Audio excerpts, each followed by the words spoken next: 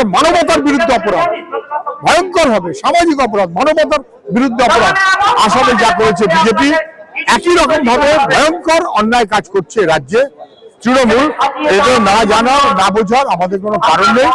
আমাদের কথা অত্যন্ত স্পষ্ট, ভোটার তালিকায় হয় ভোটার থাকবে, নাহলে খারিজ হবে। মাঝ রাস্তায় ঝুলে আছে, ভোটে দাঁড়াতেও পারবে না, ভোট দিতেও পারবে না, ভোটে অ্যাপ্লাইও করতে পারবে না। এইরকম ভাবে মানুষকে মাঝ রাস্তায় ঝুলিয়ে রেখে ভোট করা মানে মানুষের অধিকার কেড়ে নেওয়া, গণতন্ত্রকে ছিন্ন বিচ্ছিন্ন করা। এবং এটা আসলে ভোটের প্রক্রিয়া নয়, এটাকে ক্লিয়ার ভাবে ভোট করা আমরা করতে দেবো না।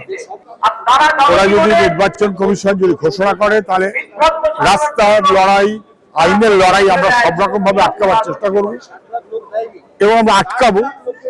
কেননা 7 লক্ষ কি 20 লক্ষ কি 30 লক্ষ কি 50 লক্ষ মানুষকে রাস্তায় ঝুলিয়ে সন্দেহজনক করে দিয়ে তাদের চিরজীবনের জন্য বিপদে ফেলা যাবে না।